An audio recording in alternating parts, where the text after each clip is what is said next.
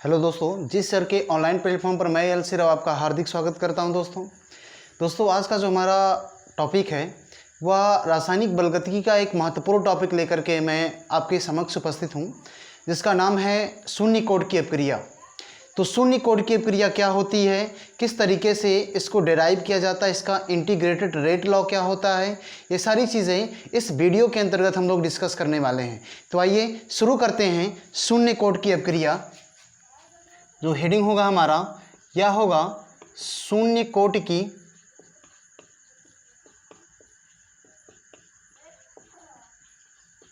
अभिक्रिया, यानी कि जीरो ऑर्डर रिएक्शन।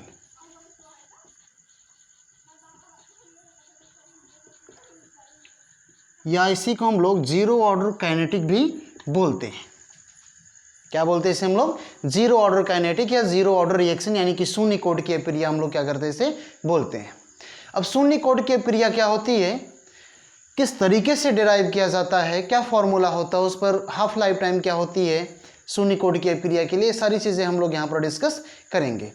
तो शून्य कोण की अपक्रिया के लिए अगर हम लोग एक स्टेटमेंट के रूप में इसकी परिभाषा देनी चाहें तो हम लोग इस तरीके से दे सकते हैं कि वह अपक्रिया, यानी ऐसी कोई अपक्रिया है जिसमें जहाँ पर अपक्रिया की दर अभिकारक की सांद्रता पर निर्भर ना करे। सीधी सी आप बात जानिए कि शून्य कोण की अपक्रिया में अपक्रिया की जो दर होगी वह अभिकारक की सांद्रता पर निर्भर नहीं करेगी। यानी अगर इसको थ्योरी के रूप में लिखना चाहें तो हम लोग लिख सकते हैं कि वह अपक्रिया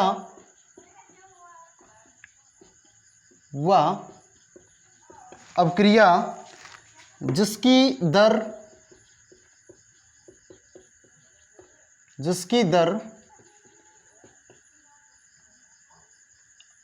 अभिकारक की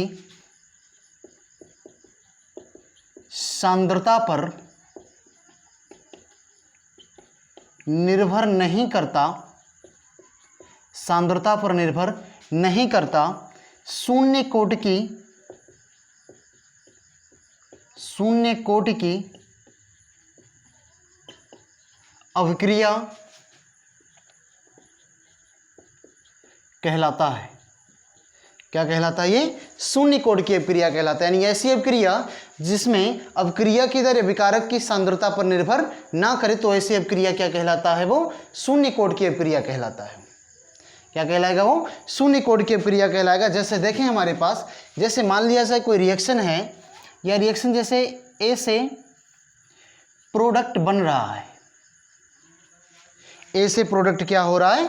बन रहा है। अगर इसके लिए हम लोग रेट लिखना चाहें, अपक्रिया की जो दर होगी, आप जानते हैं अपक्रिया की जो दर जिसे हम लोग आर से रिप्रेजेंट करते हैं, यह बराबर होगा, यानी या इस तरीके से कह दे कि आर या प्रोपोर्शनल होगा concentration of A to the power किसके? जीरो के। Concentration of A to the power किसके हो जाएगा? ये जीरो के हो जाएगा। यानी R इज इक्वल टू अगर लिखना चाहें तो हम लोग लिख सकते हैं क्या? K into concentration of A to the power किसके? जीरो के। क्योंकि यहाँ पर आप देख रहे हैं कि जो अपक्रिया की जो दर R है या A की सांद्रता पर निर्भर नहीं करता। क्यों? क्योंकि A टू द पावर किसके है? जीरो के है। अगर किसी भी वैल्यू पर पावर जीरो होता है तो आप जानते हैं उस वैल्यू की उसका मान जो होता है वह 1 होता है। तो यानी इस कंडीशन में R की वैल्यू क्या आएगी? K पर आएगी। R की वैल्यू क्या आएगी? यहाँ पर देखिए R जो है या A पर निर्भर नहीं करेगा, लेकिन और ना ही टाइम पर निर्भर करेगा, और ना ही ये टाइम पर निर्भर करेगा, ना ही अपक्रिया की सांद्रता पर निर्भर करेगा, अभिकारक की सांद्रता पर निर्भर करेगा। तो ऐसा नहीं है कि अभिकारक खत्म ही नहीं होगा, वह समय के साथ अभिकारक क्या होता जाएगा? खत्म होता जाएगा, भले से वह समय पर निर्भर ना करे। अगर इसके लिए हम लोग ग्राफ प्लॉट करना चाहें तो ग्राफ इस तरीके से खींच सकते हैं। जैसे मान लिया जाए या एक्स एक्सिस है और यह क्या है? इसका वाई एक्सिस है। एक्स एक्सिस पर हमने डिनोट कर दिया अभिकारक की सांद्रता को, और वाई एक्सिस पर हमने डिनोट किया किसके लिए? किसको? आर को। तो आर और ए के बीच में और ये इसका ओरिजिन है, जब ग्राफ खींचते हैं तो अपने को एक सरल रेखा क्या होता है, प्राप्त होता है। अपने को क्या प्राप्त होगा, एक सरल रेखा प्राप्त होगा। ठीक इसी तरीके से हम लोग जब ये x एक्सिस और ये क्या है, y एक्सिस है, ये रेट है और यहाँ पर क्या है, ए की सांद्रता, अभिकारक की सांद्रता है, इसके बीच यानी अभिकारक की सांद्रता ने टाइम के बीच में अगर ग्राफ खींचा जाए तब भी अपने को क्या होगा, एक सरल रेखा क्या होगा, प्राप्त होगा। यानी इस दोनों कंडीशन में हम कह सकते हैं कि जो अभिक्रिया की दर है वह अभिकारक की सांद्रता पर भी निर्भर नहीं कर रहा है और टाइम पर भी निर्भर नहीं कर रहा है। लेकिन जो होगा क्या, अभिकारक जो होगा भले वह टाइम पर निर्भर ना करे तो वह टाइम के सापेक्ष क्या होगा, खत्म होता जाएगा, यानी ये कम होता जाएगा और वो प्रोडक्ट क्या होता जाएगा, बनता जाएगा। तो ये था शून्य कोण की अभिक्रिया के एक डेफिनेशन हो गया। इसके बाद जो है इंटीग्रेटेड रेट लॉ है, किसके लिए, शून्य कोण की अभिक्रिया के लिए। तो क्या होता है इंटीग्रेटेड रेट लॉ, कैसे फाइंड किया जाता है, ये सारी चीज़ें हम लोग देखेंगे। लेकिन उसके पहले आप शून्य कोण की अभिक्रिया किसे कहते हैं और उसके लिए ग्राफ क्या होता है, अभिक्रिया की दरार आर ये इक्वल टू किसके होता है, ये सारी चीज़ें आप क्या करिए, यहाँ पर इसका स्क्रीनशॉट ले लीजिए। तब तक मैं आगे बढ़ते हैं उसके बाद। आइए और आगे ले चलते हैं और देखते हैं हम लोग क्या इंटीग्रेटेड रेट लॉ, इसको मिटा दिया जाए, फिर हम लोग देखते हैं इंटीग्रेटेड रेट लॉ क्या होता है। इंटीग्रेटेड रेट लॉ शून्य कोण की अभिक्रिया के लिए ये सारी चीज़ें डिस्कस करेंगे आज हम लोग, और किस तरीके से फाइंड किया जाता है ये भी देखेंगे। यानी इंटीग्रेटेड रेट लॉ ये किसके लिए है, यह शून्य कोण की अभिक्रिया के लिए। यानी कि शून्य कोण की अभिक्रिया के लिए जो समाकलित रूप होता है,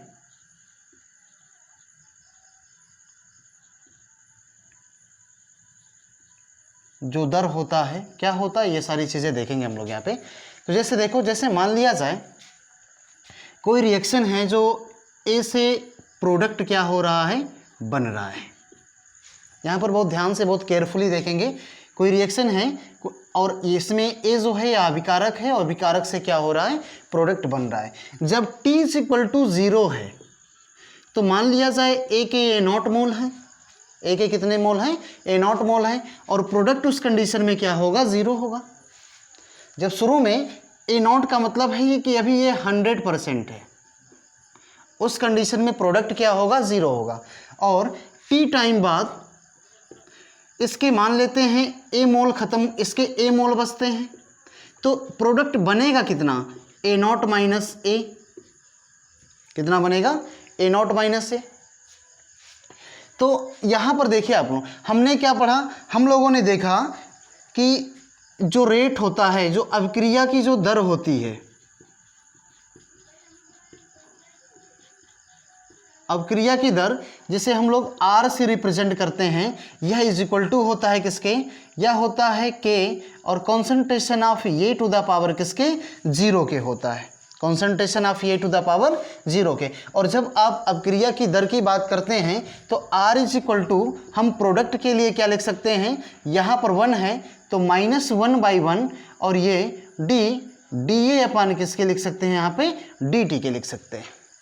आर ये भी अगर बायां पक्ष बराबर है तो दाएं पक्ष को हम लोग क्या कर सकते हैं, बराबर कर सकते हैं, ठीक है। तो यहाँ पर हम लोग लिख सकते हैं -dA/dt, यह इज इक्वल टू आएगा K, और concentration of A to the power किसके हो जाएगा, 0 के हो जाएगा। Concentration of A to the power 0 यानी कि उसकी वैल्यू कितनी, 1। तो यहाँ पर जो आएगा ये आएगा -dA/dt, ये इज इक्वल टू आ जाएगा किसके, K के। dt को अगर इधर ले जाएं तो dA इज इक्वल टू आ जाएगा -dA बराबर K dt के। -dA इज इक्वल टू दिखाई नहीं दे रहा आपको, मैं यहाँ लिख देता हूँ। यानी उस कंडीशन में आएगा -dA is equal to K dt के आएगा। माइनस साइन को इधर ले जाएं तो dA is equal to -K dt के आएगा। dA इज इक्वल टू किसके आया, -K dt के आया। अगर दोनों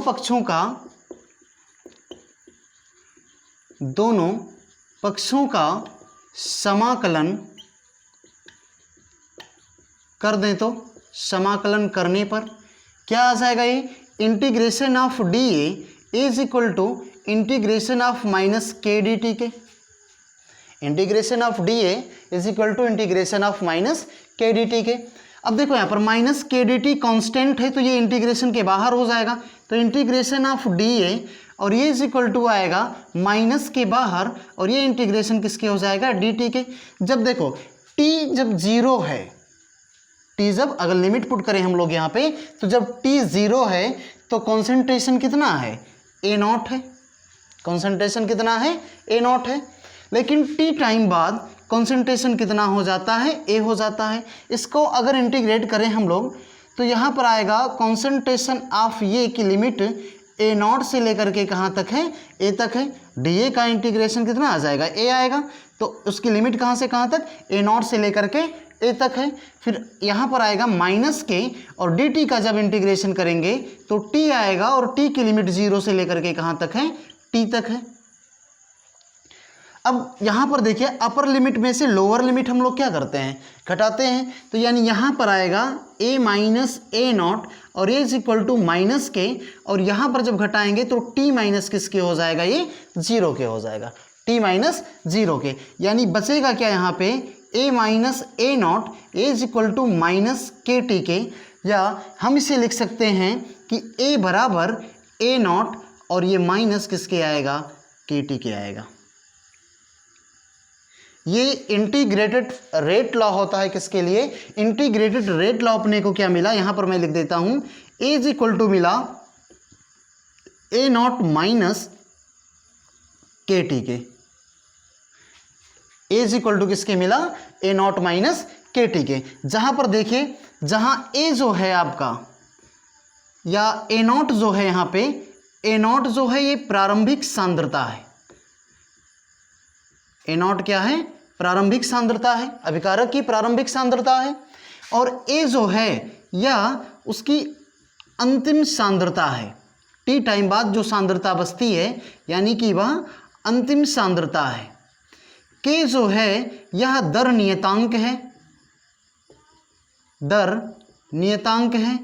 टी जो है यह टी क्या है समय है, यानी टी समय है सांद्रता को ए नॉट से ए तक होने में लगा समय, सांद्रता ए नॉट को ए तक होने में लगा समय है। यानी यहाँ पर जो ए की वैल्यू मिलेगी ए इज इक्वल टू मिलेगा ए नॉट माइनस किसके के टी के। हमने क्या किया इंटीग्रेटेड रेट लॉ के लिए, जैसे मान लिया जाए ए से प्रोडक्ट बन रहा है, ए आपका क्या है अभिकारक है, वो प्रोडक्ट बन रहा है। जब टी जीरो है तो ए के ए नॉट मोल है यानी कि 100% है, तो प्रोडक्ट कितना होगा जीरो होगा। लेकिन टी टाइम बाद ए के ए मोल बचते हैं तो प्रोडक्ट कितना बचेगा बनेगा ए नॉट माइनस ए के।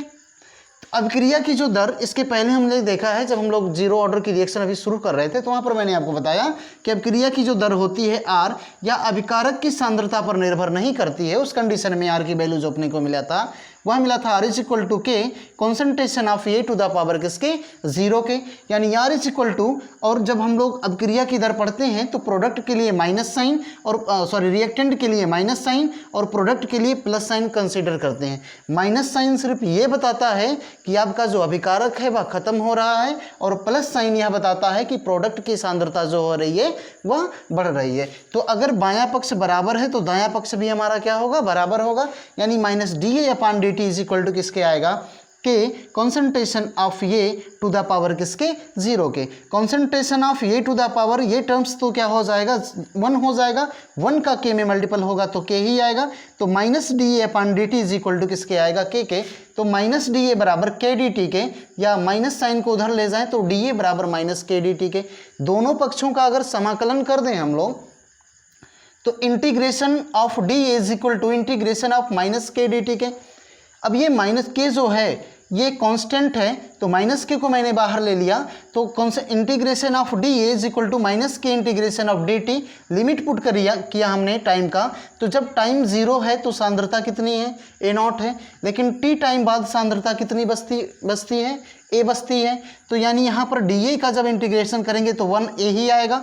ए लिमिट पुट किया ए नॉट से लेकर के ए तक, माइनस के डी टी का इंटीग्रेशन टी होगा 0 से लेकर के टी तक। अब यहाँ पर हम लोग क्या करते हैं अपर लिमिट में से लोअर लिमिट को घटाते हैं, तो A minus A not is equal to minus K T minus किसके होगा, 0 के, तो a minus A not is equal to minus K T के, या माइनस ए नॉट को उधर भेजें तो a इज इक्वल टू किसके आएगा, ए नॉट माइनस के टी के, जो कि मैंने यहाँ पर मेंशन किया है। आपके अधिकतर सवाल इसी से लग जाते हैं, इसी फॉर्मूले से, जहाँ ए नॉट क्या है, ए नॉट जो है प्रारंभिक सांद्रता है, ए जो है यह अंतिम सांद्रता है, के दर नियतांक है, टी क्या है वहाँ पे समय है। तो ये था इंटीग्रेटेड रेट लॉ किसके लिए, जीरो ऑर्डर काइनेटिक्स के लिए। तो एक बार से आप इसका फटाफट से स्क्रीनशॉट लो, फिर हम लोग इसके संदर्भ में ग्राफ देखेंगे और देखेंगे हाफ लाइफ टाइम और लाइफ टाइम जो रिएक्शन होती है, यानी कि 100% के लिए भी देखेंगे और 50% के लिए भी देखेंगे। तो एक बार से आप इसका फटाफट से स्क्रीनशॉट लो,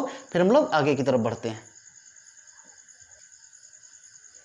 आइए ग्राफ देखते हैं इससे रिलेटेड।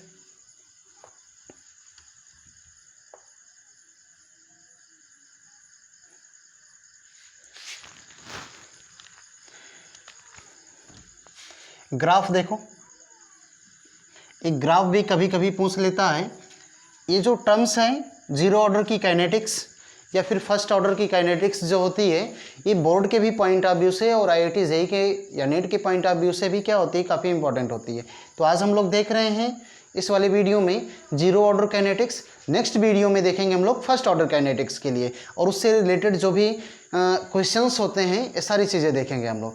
फर्स्ट ऑर्डर काइनेटिक्स जो होता है ये मोस्ट इंपॉर्टेंट होता है, चाहे वो बोर्ड एग्जाम के लिए हो या फिर किसी कॉम्पिटिटिव एग्जाम के लिए हो। क्वेश्चन वहाँ से अच्छे खासे पुटअप किए जाते हैं फर्स्ट ऑर्डर से रिलेटेड, फर्स्ट ऑर्डर की काइनेटिक्स से रिलेटेड। तो ये है हमारा एक्स एक्सिस और ये जो है ये वाई एक्सिस है, ये 0 है। यहाँ पर मैंने टाइम को रिप्रेजेंट किया एक्स एक्सिस पे, और यहाँ पर किसी भी समय पर ए की जो सांद्रता है, किसी समय पर ए की सांद्रता है। तो मान लिया जाए टी टाइम पर ए की सांद्रता ए नॉट है, जब टी बराबर 0 है, तो जैसे जैसे समय बीतता जाएगा, यानी टी की वैल्यू जैसे जैसे बढ़ती जाएगी, ए नॉट की वैल्यू क्या होती जाएगी, इस वाले इक्वेशन से आप देखिए ए नॉट की वैल्यू घटती जाएगी। एक स्थिति अगर टी की वैल्यू ए नॉट के बराबर आ जाए तो ए का मान क्या आ जाएगा, 0 के बराबर आएगा, यानी जो स्लोप मिलेगा अपने को वह इसके जैसा मिलेगा। आपने पढ़ा भी होगा, अपने को क्या मिलेगा यहाँ से, A is equal to minus K T और या प्लस ए नॉट के, यानी Y is equal to M X plus किसके, सी से देखिए ए की वैल्यू वाई, और यहाँ पर देखिए जो ये जो टाइम है और के का मान यहाँ पर निगेटिव में है, ए नॉट यहाँ पर सी है, तो जो स्लोप मिलेगा, स्लोप अपने को ये tan थीटा मिलेगा, यानी जो स्लोप मिला यह बराबर है tan थीटा के, और यही बराबर किसके है, माइनस के। या माइनस हम ना भी लिखें तो भी कोई दिक्कत नहीं है, लेकिन यहाँ पर रिप्रेजेंट मैंने कर ही दिया है कि के का मान किस में है, माइनस में है। तो माइनस के लिए जो स्लोप मिलेगा इसके जैसा मिलेगा। तो ये था इंटीग्रेटेड रेट लॉ किसके लिए, फर्स्ट ऑर्डर की काइनेटिक्स के लिए। एक बार से इसका भी आप स्क्रीनशॉट लो, फिर हम लोग हाफ लाइफ टाइम देखते हैं और लाइफ टाइम इक्वेशन देखते हैं इसके लिए, इस जीरो ऑर्डर की काइनेटिक्स के लिए। तो आइए देखते हैं कि हाफ लाइफ टाइम क्या होता है। तो मिटा दिया जाए इसको।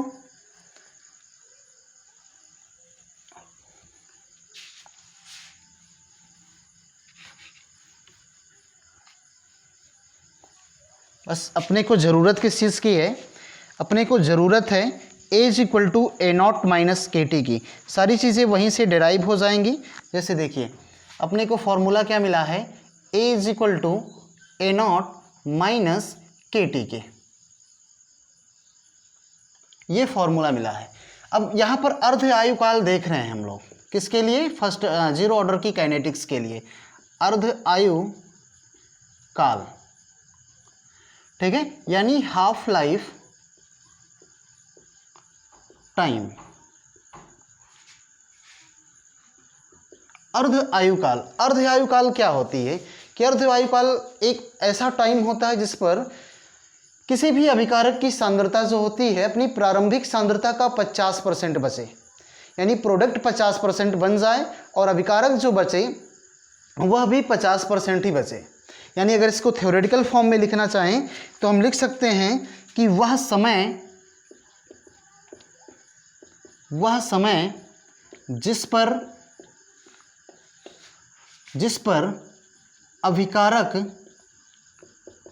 पर अभिकारक अपनी सांद्रता का 50% रह जाता है, अर्ध आयुकाल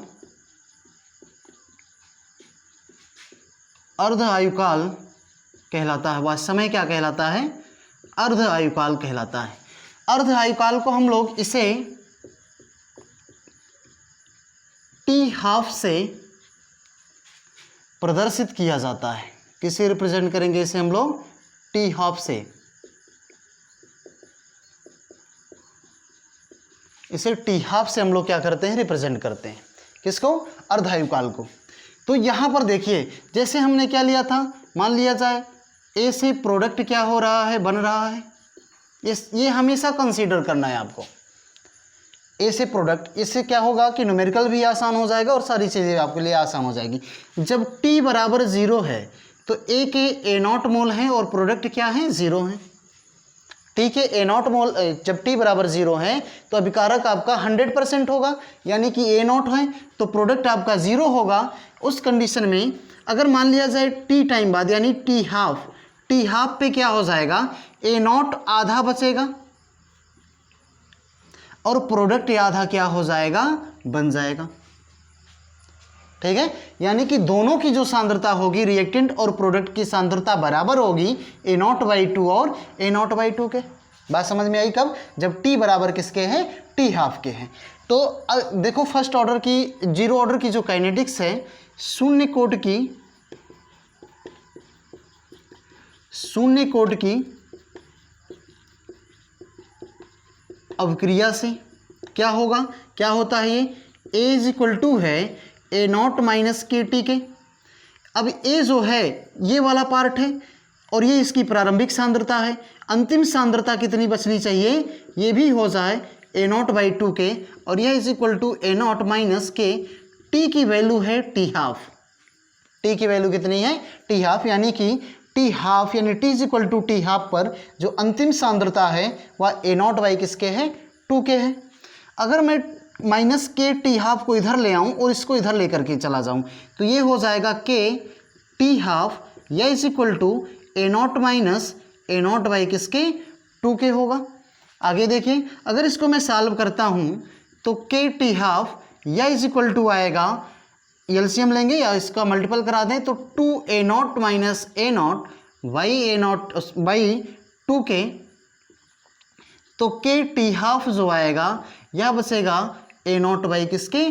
2 के। K का इसमें मल्टीपल हो रहा है तो T½ की जो वैल्यू आ जाएगी यह आ जाएगा A0 किसके? 2K के। क्या है ये? ये हाफ लाइफ टाइम है किसके लिए?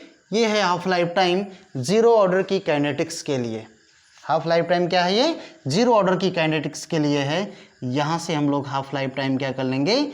फाइंड कर लेंगे। अगर कि कोई ऐसा भी सवाल पूछ ले जिसमें A0 की वैल्यू दे दे और K की वैल्यू दे दे और जीरो ऑर्डर की काइनेटिक्स के लिए और उससे हाफ लाइफ टाइम पूछे तो हम इस फॉर्मूले से डायरेक्ट कैलकुलेट कर सकते हैं उसका हाफ लाइफ टाइम।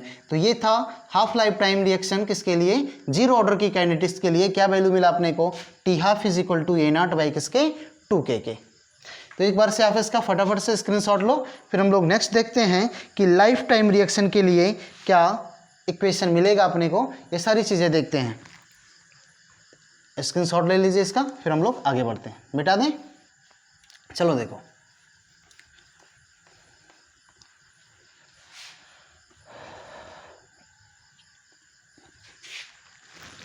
यानी कि नेक्स्ट है हमारे लिए लाइफ टाइम रिएक्शन के लिए।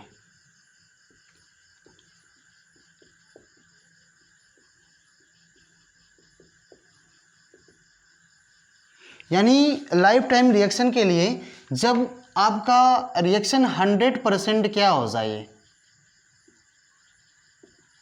कंप्लीट हो जाए, 100% पूरी हो जाए, यानी अभिकारक क्या हो जाए, 0 हो जाए, उसकी अंतिम सांद्रता अभिकारक की 0 हो जाए। उस कंडीशन में क्या टाइम कैसे निकालेंगे ये देखेंगे। तो वही फिर से मानेंगे हम लोग। मान लिया चाहे ए से प्रोडक्ट क्या हो रहा है, बन रहा है। जब T बराबर 0 है तो ए के ए नॉट मोल है, प्रोडक्ट आपका 0 है। मान लेते हैं T बराबर T 100% कंप्लीट करने के लिए है, तो ये जो है इसके 0 बचते हैं तो इसके ए नॉट मोल बनेंगे। इसमें अगर वैल्यू पुट करें हम लोग, चूँकि आप जानते हो A इज इक्वल टू किसके होता है, ए नॉट माइनस के टी के, ए नॉट माइनस के टी के। अब A जो है यह टर्म 0 है तो यह ए नॉट माइनस किसके आएगा, के टी के।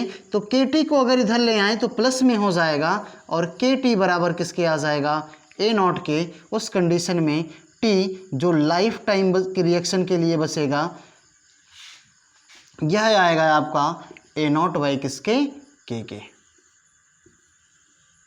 ए नॉट बाई किसके, के आएगा। ठीक है, तो ये लाइफ टाइम रिएक्शन के लिए होगा।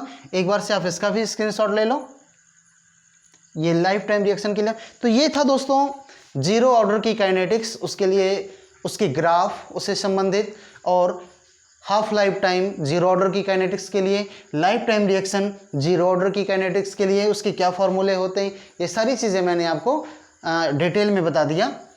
तो कैसा लगा वीडियो का ये सेशन, ये लेक्चर, आप मुझे लाइक शेयर कमेंट करके बताएंगे। और अगर आप मेरे चैनल पर नए हैं तो चैनल को सब्सक्राइब भी करेंगे। कल फिर मिलते हैं दोस्तों फर्स्ट ऑर्डर की काइनेटिक्स के साथ। Then bye to all of you.